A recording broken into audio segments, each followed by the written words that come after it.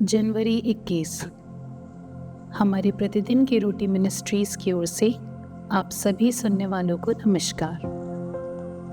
आज के हमारे संदेश का शीर्षक है बूंद बूंद करके, मोनिका लारोस की ओर से।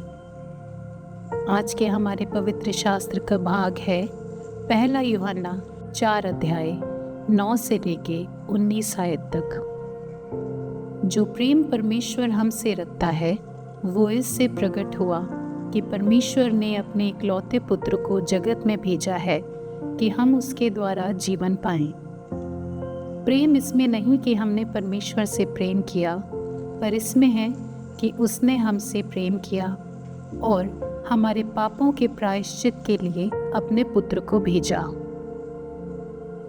हे प्रियो, जब परमेश्वर ने हमसे ऐसा प्रेम किया तो हमको भी आपस में प्रेम रखना चाहिए। परमेश्वर को कभी किसी ने नहीं देखा। यदि हम आपस में प्रेम रखें तो परमेश्वर हम में बना रहता है और उसका प्रेम हम में सिद्ध हो गया है। इसी से हम जानते हैं कि हम उसमें बने रहते हैं और वो हम में, क्योंकि उसने अपने आत्मा में से हमें दिया है। हमने देख भी लिया और गवाही देते हैं कि पिता ने पुत्र को जगत का उद्धारकर्ता करके भेजा है।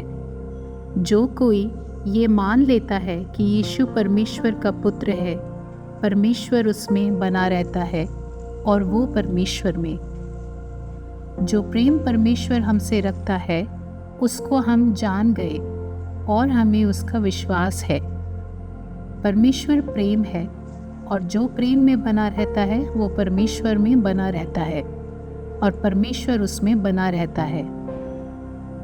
इसी से हम में सिद्ध हुआ कि हमें न्याय के दिन हियाव हो, क्योंकि जैसा वो है वैसे ही संसार में हम भी हैं।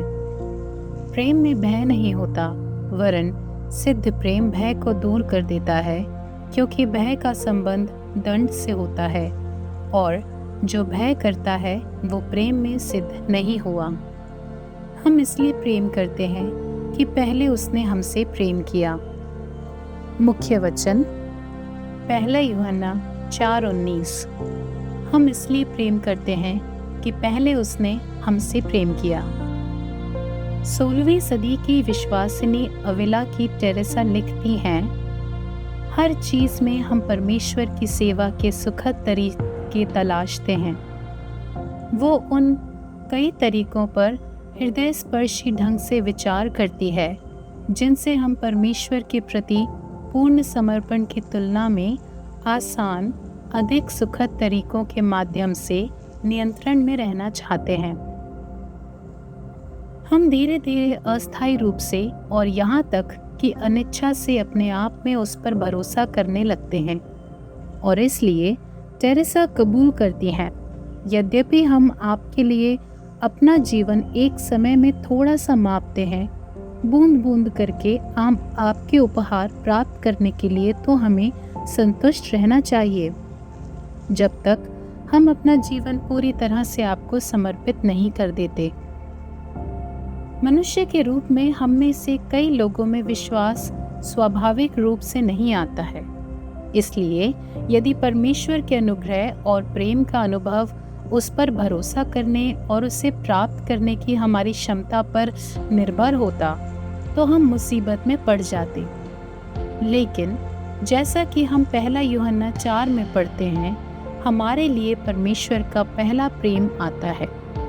इससे पहले कि हम उससे प्रेम कर पाते, उसने हम में बहुत पहले प्रेम कर लिया है, इतना कि वो हमारे लिए अपने बेटे का बलिदान देने को तैयार था। ये प्रेम है। यूहन्ना आश्चर्य और कृतज्ञता में लिखता है, धीरे धीरे कोमलता से थोड़ा थोड़ा करके परमेश्वर अपने प्यार को पाने के लिए हमारे हृदयों को चंगा करता है। बूंद बूंद करके परमेश्वर का अनुग्रह हमें अपने भय को त्यागने में मदद करता है। बूंद बूंद करके परमेश्वर का अनुग्रह हमारे दिलों तक पहुंचता है, जब तक कि हम स्वयं उनकी पर्याप्त सुंदरता और प्रेम की वर्षा का अनुभव नहीं कर लेते। आपने अपने जीवन में किस तरह से बूंद बूंद परमेश्वर के अनुग्रह का अनुभव किया है? आशा और विश्वास के बदले में परमेश्वर के प्रेम ने आपको अपने भय पर काबू पाने में कैसे मदद की है? विश्वास योग्य परमेश्वर, सबसे पहले मुझसे प्यार करने के लिए आपको धन्यवाद। तब भी जब मेरा हृदय इतना घायल हो गया था कि आप पर भरोसा करना मुश्किल हो रहा था। मैं जहाँ भी हूँ, मुझ तक पहुँचने के कई तरीकों के लिए धन्यवाद। आमीन।